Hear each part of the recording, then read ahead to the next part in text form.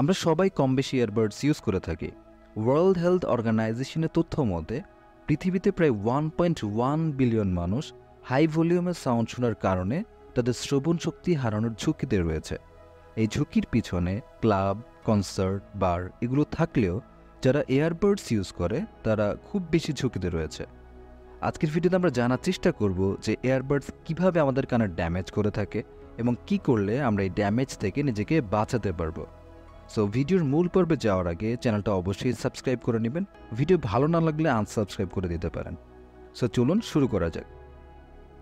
আমাদের কানের তিনটি অংশ রয়েছে। এগুলো হলো আউটার ইয়ার, মিডল ইয়ার এবং ইনার ইয়ার। কোনো সাউন্ডকে এরা প্রসেস করে থাকে। ইনার ইয়ারকে আমরা ককলিয়াও বলে থাকি। ককলিয়া এক ধরনের ফ্লুইড ফিল্ড স্ট্রাকচার। ককলিয়ার মধ্যে ছোট ছোট কতগুলো হেয়ার সেল থাকে। এই হেয়ার সেলগুলো আমাদের মস্তিষ্কে সাউন্ড মেসেজ পাঠাতে সাহায্য করে। শব্দ তরঙ্গ যখন আমাদের কানের ভিতর প্রবেশ করে তখন সাউন্ড ওয়েভ এয়ার ড্রামে অর্থাৎ কানের পর্দায় একটি ভাইব্রেশন ক্রিয়েট করে। এই ভাইব্রেশনগুলো আমাদের মিডল এয়ারে উপস্থিত ছোট ছোট হাড়গুলোর মাধ্যমে ককলিয়ায় ট্রান্সফার হয়। আমি একটু আগে আপনাদেরকে বলেছিলাম যে ককলিয়ার মধ্যে অনেকগুলো ছোট ছোট হেয়ার সেল থাকে।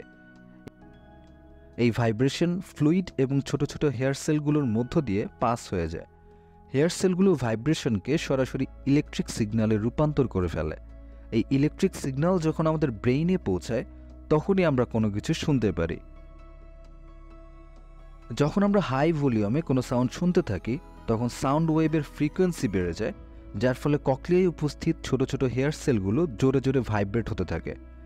আমরা যদি কন্টিনিউয়াসলি হাই ভলিউমের সাউন্ড শুনতে থাকি তাহলে আমাদের ককলিয়ার সেই ছোট ছোট হেয়ার সেলগুলো ড্যামেজ হতে থাকে এবং আমাদের শ্রবণ শক্তি কমে যেতে থাকে। এছাড়াও এয়ারবাডস আরও অনেকভাবে আমাদের কানের ক্ষতি করে থাকে। আমরা যখন এয়ারবাডস কানে লাগিয়ে রাখি তখন আমাদের কানের ভিতরে বাতাস প্রবেশ করতে পারে না। এর ফলে আমাদের কানে ব্যাকটেরিয়া বাসা বেঁধে থাকে, যা আমাদের কানে ইনফেকশন তৈরি হওয়ার অন্যতম প্রধান কারণ। আমাদের কান 60 ডেসিবেল পর্যন্ত শব্দ ভালোভাবে শুনতে পারে। আপনি যদি 60/60 রুল অনুযায়ী এয়ারবাডস ইউজ করতে পারেন তাহলে আপনি যে কোনো ধরনের ড্যামেজ থেকে আপনার কানকে রক্ষা করতে পারবেন। এই রুল অনুযায়ী আপনি যখন এয়ারবাডস ইউজ করবেন তখন এয়ারবাডসের ভলিউম 60%-এর চেয়ে কম রাখার চেষ্টা করবেন এবং প্রতি 60 মিনিট পর পর এয়ারবাডস কান থেকে 5 মিনিটের জন্য খুলে রাখবেন।